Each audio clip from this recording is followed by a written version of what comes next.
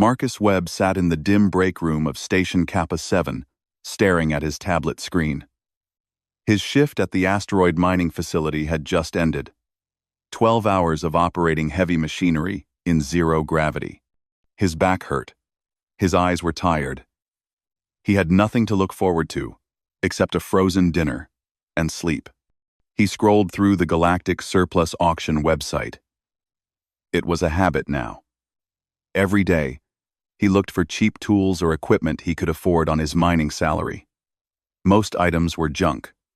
Broken drill bits. Damaged pressure suits. Sometimes he found a good deal. Today was different. Marcus stopped scrolling. His eyes went wide. Military frigate, human design, ironclad class, starting bid, $8. $8. For an entire spaceship. Marcus read the description carefully. The vessel was called Ironclad Resolve. It was built during the Human-Krev War, which ended 15 years ago. The ship had been decommissioned and sent to a scrapyard. No one wanted it. The listing had been active for 2 years. He scrolled down to the comments section. There were hundreds of comments. All of them were mocking the ship. "Human warships are garbage," wrote a Krev engineer. "Too heavy. Too slow. Waste of materials. Why would anyone buy this?" asked a Zelthian trader. "You cannot even salvage the metal. Removal costs more than the value. Humans build ships like they build everything," commented a Yaltor merchant. "Stupid and overcomplicated. This is why they lost the war." Marcus frowned at that last comment. Humans didn't lose the war. It ended in a treaty. But the galaxy had a short memory and strong opinions. He looked at the ship's specifications. It was huge. Designed for a crew of 200. The armor plating was extremely thick. Multiple redundant systems. Backup power generators. Triple-layered hull design. The aliens called it over-engineered. Marcus saw something else. This ship was built to survive. The current bid was still $8. The auction ended in 30 minutes. Marcus checked his account balance. He had $600 saved. Not much, but enough to survive between paychecks. He looked at the ship again, then at the comments making fun of human engineering. Something angry stirred in his chest. He was tired of this job, tired of this station, tired of aliens treating human workers like they were stupid. His supervisor was a Krev, who constantly reminded Marcus that humans were inefficient laborers. His co-workers barely spoke to him. What did he have to lose? Marcus took a long drink of his cheap beer. His finger hovered over the bid button. This was insane. He didn't know how to fly a military frigate. He didn't have money for fuel. He didn't even know where the scrapyard was located. But $8. He placed his bid. $8.50. The timer counted down. 29 minutes. 28 minutes. Marcus watched the screen, expecting someone to outbid him as a joke. No one did. The entire galaxy had decided this ship was worthless. The timer hit 0. "Congratulations," the screen said. "You have won the auction for military frigate Ironclad Resolve. Total cost, $8.50. Please arrange transport to claim your purchase within 30 days. Marcus stared at the screen. He owned a spaceship, a real military warship, for less than the cost of his lunch. Then the station's announcement system crackled to life. "Attention Station Kappa 7, the automated voice said. "Marcus Webb has purchased item number 847392. Human military frigate. Winning bid, $8.50. The break room door opened. 3 of his co-workers walked in. They stopped when they saw Marcus. Then they started laughing. "You bought what?" one of them asked between laughs. "The human death trap," another said. "That ship has been rotting in space for 15 years. Word spread fast. Within an hour, everyone on the station knew. The human miner, who bought a warship for $8. They called him crazy. They called him stupid. Some made jokes about human intelligence. Marcus's supervisor called him into the office. "This is extremely unprofessional," the Krev supervisor said. His 3 eyes narrowed. "You wasted company time making personal purchases during your break. You made this station look foolish. You are fired." Marcus felt numb. He had expected anger, maybe punishment. Not this. "You are serious?" Marcus asked. "Very serious. Collect your belongings and leave." Marcus walked back to his small quarters. He packed his few possessions into a duffel bag. Clothes. A few photos from Earth. His tablet. His tools. Everything he owned fit into one bag. He had no job now. He had $800 in his account, and he owned a spaceship that everyone said was worthless. Marcus looked up the scrapyard location. It was in orbit, around a gas giant called Typhon 9. 3 days travel by shuttle. He bought a one-way ticket. It cost $200. As the shuttle left Station Kappa 7, Marcus looked out the window at the stars. For the first time in years, he felt something other than tired. He felt curious. Maybe the galaxy was right. Maybe the ship was worthless. Maybe he had made the worst decision of his life. But it was his decision. His ship. His $8 gamble. Marcus smiled. Whatever happened next, at least it would be interesting. The shuttle dropped Marcus at the scrapyard 3 days later. The place was massive. Hundreds of dead ships floated in organized rows around the gas giant Typhon 9. Most were small vessels, cargo haulers, personal shuttles, mining equipment. His ship was at the far end, away from everything else. Marcus got his first real look at the ironclad Resolve through the shuttle window. His heart sank. The ship was enormous, at least 300 meters long, but it looked terrible. The hull was covered in scars from micrometeorite impacts. Pieces of armor plating hung loose. One of the engine ports was completely dark. The whole vessel drifted slowly, rotating in the darkness. "That is your ship?" the shuttle pilot asked. He was a 4-armed Zelthian named Crothar. "You actually paid money for that?" $8, Marcus said quietly. Crothar laughed so hard he had to wipe tears from his large eyes. "Human junk. Good luck not dying in there." The shuttle docked with the frigate's main airlock. Marcus pulled on his pressure suit just in case. The airlock still worked, which was something. He stepped inside. The ship was cold, dark. His helmet light cut through the darkness of the main corridor. Emergency lights flickered weakly. The air smelled stale but breathable, according to his suit sensors. Marcus walked slowly through his ship. The crew quarters were a mess. 15 years of zero gravity had scattered everything. Old coffee cups floated in corners. Photos of crew members were stuck to walls. Someone had left a guitar floating in the recreation room. He found the bridge. The captain's chair was covered in dust. All the screens were dark, dead. Marcus kept exploring.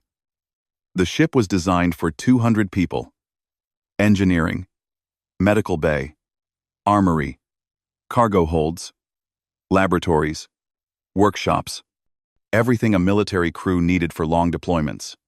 Now it was a ghost ship, and he was the only person aboard. He found the main engineering section and pulled out the manual he had downloaded.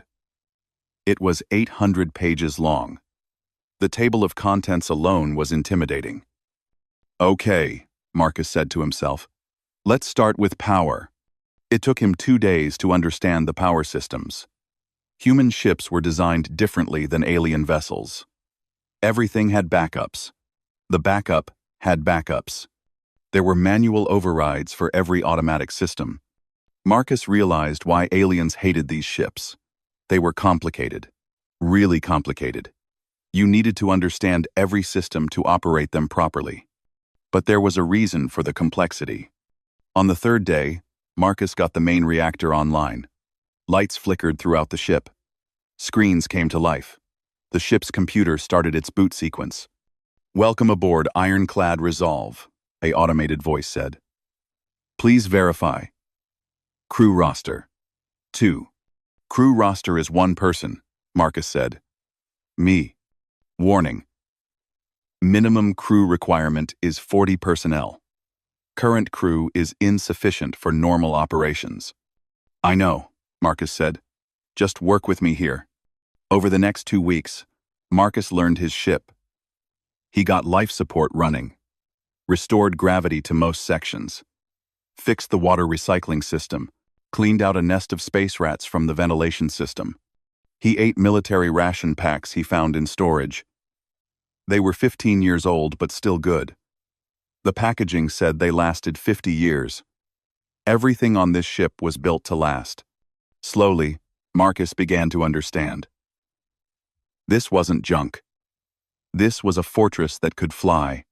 The armor was incredible.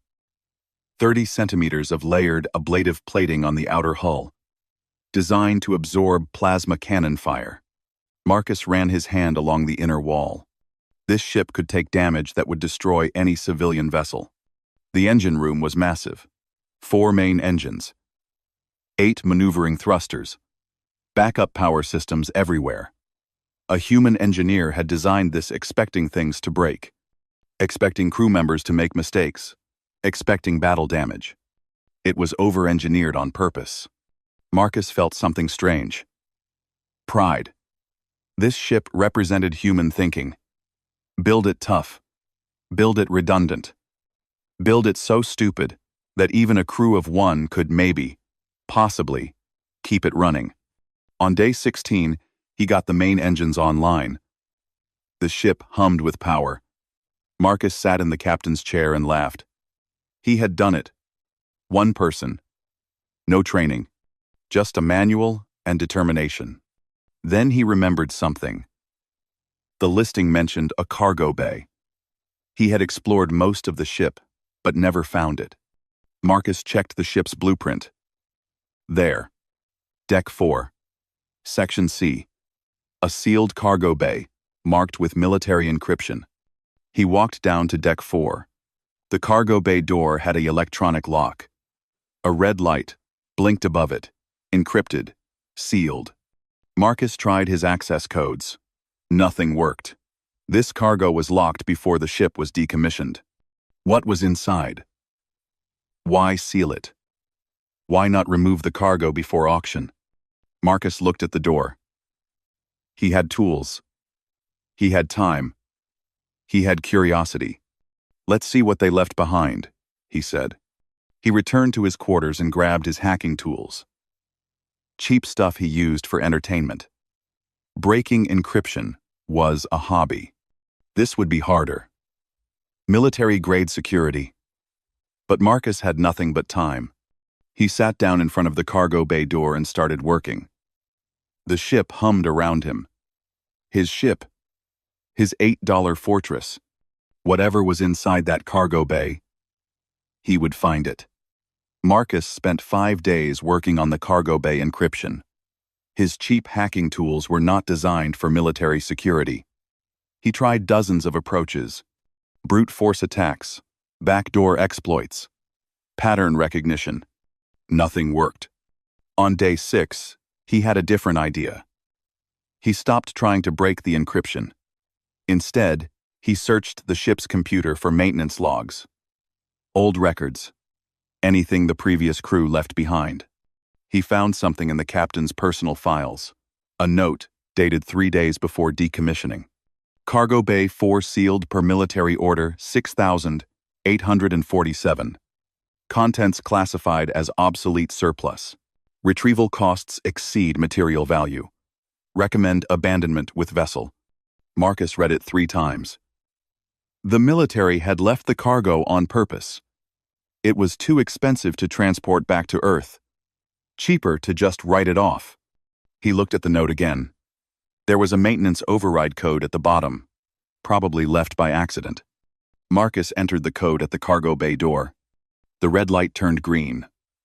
The door hissed and opened slowly. Marcus stepped inside. His helmet light swept across the cargo bay. His jaw dropped. The bay was huge, and it was full, completely full. Stacks of metal containers lined every wall. Each container was labeled. Marcus walked closer and read the labels. Ration packs, military grade, expiration date, 2075. 50 years from now. There were at least 50 containers of rations. Enough food for one person to eat for decades. Marcus moved deeper into the cargo bay. More containers, different labels. Medical nanites, combat application, shelf stable. Industrial fabricator, Mark 7, with material feedstock. Atmospheric processor, emergency deployment. Water purification system, self-contained. Marcus kept walking. His heart was beating faster now. This wasn't just surplus. This was a complete military supply depot. Then he reached the back of the cargo bay. Weapons. Lots of weapons. Railgun turrets, still in their shipping containers. Missile pods with full ammunition loads. Point defense laser arrays. Armor-piercing rounds by the thousands. And blueprints. Manufacturing specifications for everything. How to build more ammunition. How to maintain the weapons. How to install them. Marcus sat down on a container. His legs felt weak. The military had sealed 200 tons of equipment inside this ship. Then they sold the entire thing for $8, rather than pay to transport it home. He was sitting on a fortune. The weapons alone were worth hundreds of thousands of dollars, maybe millions on the black market. Marcus started laughing. He couldn't help it. Everyone called this ship worthless. Everyone mocked him for buying it. And here he was, rich, actually rich. His laughter stopped suddenly. The ship's proximity alarm was blaring. Marcus ran to the bridge. He slid into the captain's chair and pulled up the sensor display. 3 ships, coming in fast.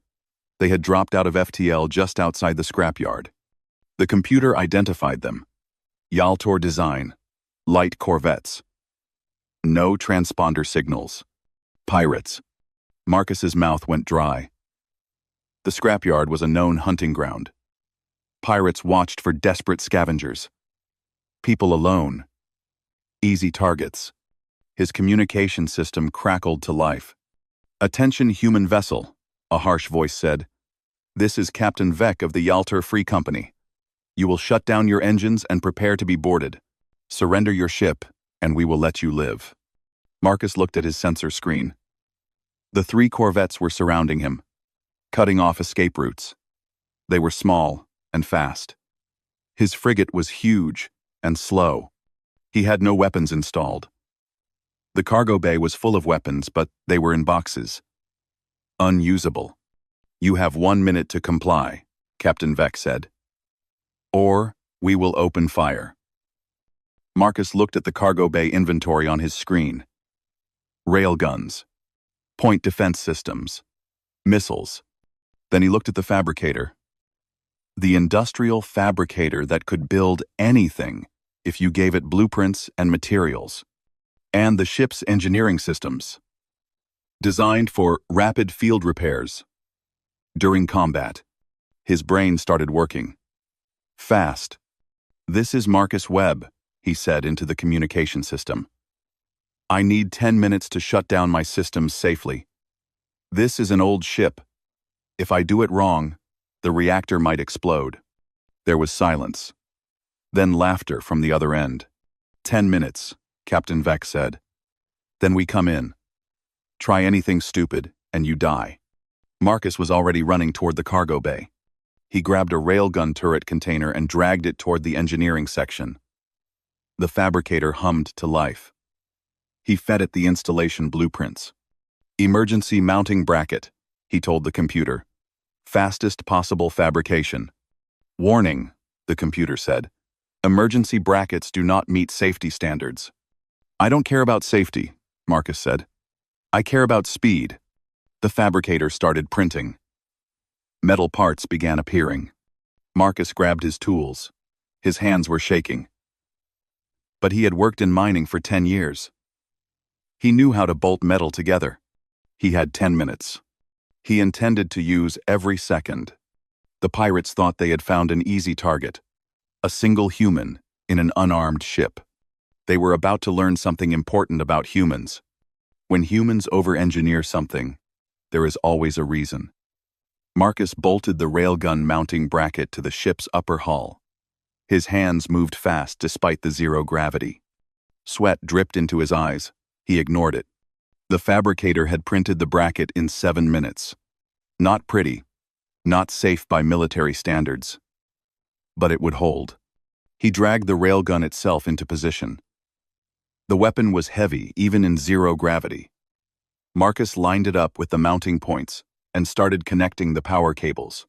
2 minutes remaining. The ship's computer announced. Marcus swore and worked faster.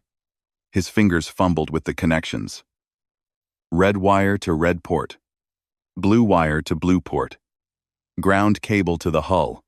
1 minute remaining. The weapon's targeting system came online. Marcus's helmet display showed a basic crosshair. Manual, aiming only. The automated tracking system would take hours to calibrate properly. He didn't have hours. 30 seconds. Marcus pulled himself back inside through the airlock. He ran to the bridge and threw himself into the captain's chair. The communication system crackled. "Time is up, human," Captain Vex said. "Prepare to..." 3 plasma bolts hit the ironclad Resolve. The ship shook slightly. Marcus looked at the damage report. Hull integrity, 98%. The plasma fire had barely scratched the outer armor layer. The pirates had expected the ship to crumble. Instead, their weapons just made scorch marks. "What is this?" Captain Vex's voice sounded confused now. "What kind of armor?" Marcus didn't let him finish. He activated the railgun and aimed manually at the nearest corvette. His first shot missed completely. The round flew past the pirate ship and disappeared into space. "He has weapons," someone shouted over the pirate channel. "Evasive." Marcus fired again. This time, he led the target, aimed where the ship would be, not where it was. The railgun round moved at incredible speed.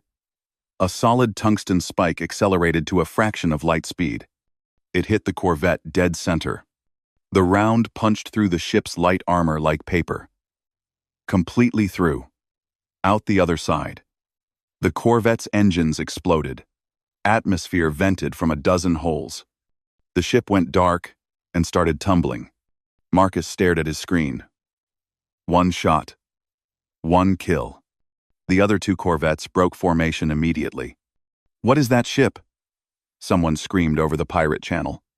Marcus checked his computer's identification system. It was finally analyzing his opponents properly. "Warning," the computer said calmly. "Hostile vessels detected. Recommend combat protocols. Accessing weapons database." Systems Marcus didn't know existed came online. The ship's point defense grid activated. Dozens of automated laser turrets emerged from hidden hull positions. Apparently someone on the crew had left the point defense system on standby. Not completely installed. Not calibrated. But functional enough. The second corvette fired missiles at Marcus. 6 of them streaking toward the ironclad Resolve. The point defense lasers tracked automatically. They fired in precise bursts. 5 missiles exploded before reaching the ship. The 6th got through and hit the armor. Marcus felt a small thump. Damage report. Hull integrity 97%. The frigate's armor was designed to survive fleet battles. Missiles from light corvettes were basically annoying. "Retreat," Captain Vex shouted. "Retreat now." The 3rd corvette tried to run. Its engines flared as it turned away. Marcus had spent 10 years operating mining equipment, tracking moving asteroids, leading shots on tumbling rocks. He aimed the railgun carefully, breathed out, fired. The round caught the fleeing corvette at the engine section. The ship didn't explode. It just stopped. All power gone. Dead in space. Captain Vex's corvette was the only one left operational. It was already charging its FTL drive. running away. Marcus aimed at it. His finger hovered over the fire button. Then he had a different idea. He activated the missile pod, one of the ones from the cargo bay. He had installed it next to the railgun. Basic installation. Barely functional, but functional enough. Marcus locked onto the Corvette's FTL signature and fired. The missile launched. It tracked the pirate ship perfectly as it tried to jump. The Corvette entered FTL space. The missile followed it into the jump corridor and detonated. The explosion ripped the Corvette back into normal space. The ship tumbled out of the FTL tunnel, with half its hull missing. Marcus received an incoming transmission. Audio only. Captain Vec's voice was terrified now. Please, please don't kill us. We surrender. Our cargo hold. Everything we have. Take it all. Just let us live. Marcus looked at his screens, at his ship, his $8 warship that everyone called garbage. He thought about the supervisor who fired him, the aliens who laughed at human engineering, the comments calling this ship worthless junk. Transfer everything to my cargo bay, Marcus said. Then leave this system. If I ever see you again, I won't miss. Yes. The damaged Corvette limped closer. It dumped its entire cargo. Salvage. Stolen goods. Credits. Then it jumped away on emergency power. Marcus sat back in the captain's chair. He had won. One person in a ship designed for 200 against 3 pirate corvettes. He started laughing again. His tablet buzzed with a notification. Someone on the dark web had posted about the fight. Word was spreading already. Human warship active in Typhon sector. Ironclad class frigate. Extreme danger. Avoid. Marcus saved the message. Then he looked at his cargo bay inventory. Weapons, supplies, and now, pirate treasure. His $8 investment was paying off nicely. 6 months passed quickly. Marcus looked very different now. He had gained muscle from working on the ship every day. His hair was longer.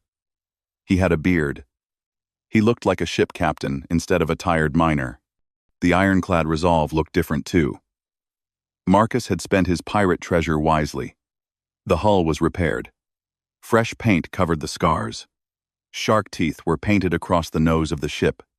It looked aggressive, dangerous, and it wasn't empty anymore. Marcus walked through the crew quarters. 23 people lived on the ship now. Humans mostly. A few aliens who didn't fit in anywhere else.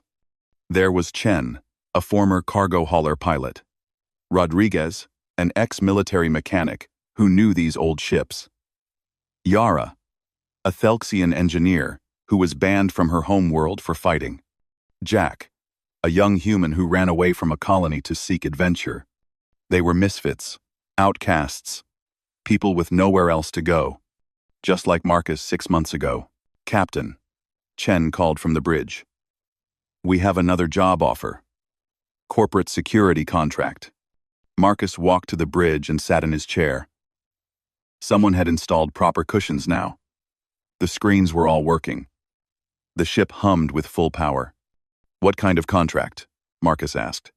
Escort mission, Chen said.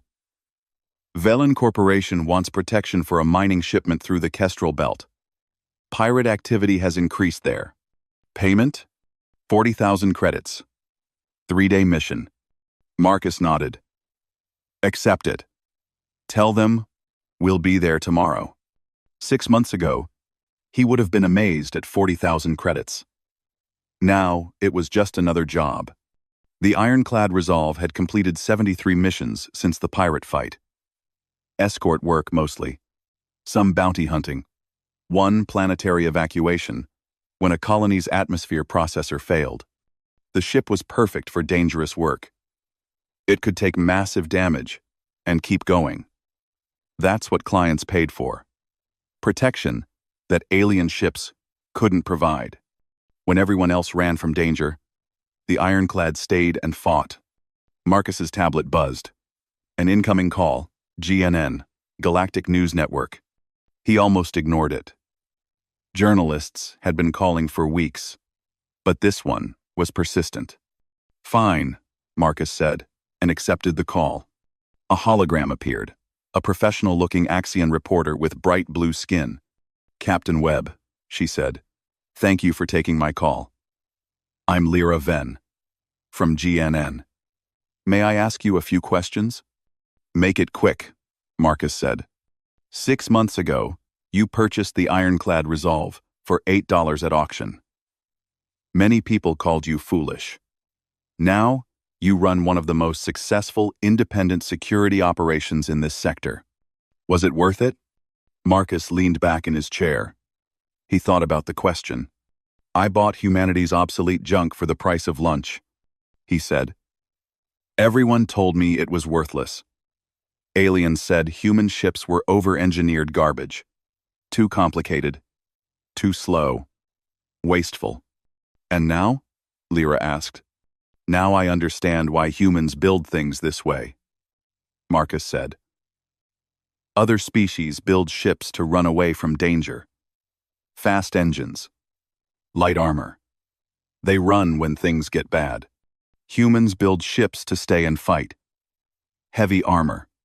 Redundant systems. Multiple backups. When everyone else runs, we stay. And there's good money in being the one who stays." Lyra smiled. "That's an excellent quote. One more question. What advice would you give to others looking at surplus human military equipment?" Marcus thought about it. About the cargo bay full of supplies. The weapons everyone thought were obsolete. The ship everyone mocked. "Don't listen to people who call something worthless just because they don't understand it," he said. "Human engineering looks stupid until you need it. Then it looks like genius." The interview ended. Marcus didn't think much about it, but Lyra published the interview the next day. It went viral across the galactic network. Millions of people watched it. They saw the ironclad Resolve in the background, saw Marcus's crew working, saw the shark teeth painted on a warship everyone had called junk. Something changed after that interview. The Galactic Surplus Auction website crashed. Too many people trying to access it at once. Everyone was searching for one thing: human military surplus. Suddenly, mothballed human warships were getting bids. Real bids. Thousands of credits. Tens of thousands. Ships that sat unsold for years were suddenly valuable. People realized what Marcus had discovered. Humans didn't build junk. They built things to last. To survive. To win. Within a week, every human warship in the surplus system had sold. Marcus watched the news reports and smiled. Other captains were following his example. Buying old ships, hiring crews, starting businesses. The galaxy was remembering something important. Humans over-engineered everything for a reason. Because when things got bad, when danger came, when everyone else ran away, human equipment kept working. Rodriguez entered the bridge with a cup of coffee. "Captain," he said, "that interview made us famous. We're getting job offers from everywhere. Premium contracts, corporate security, planetary defense."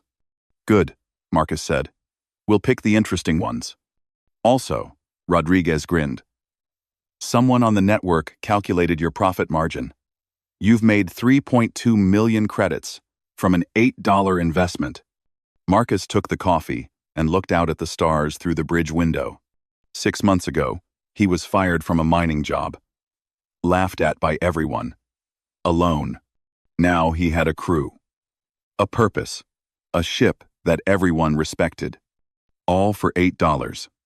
"Best money I ever spent," Marcus said quietly.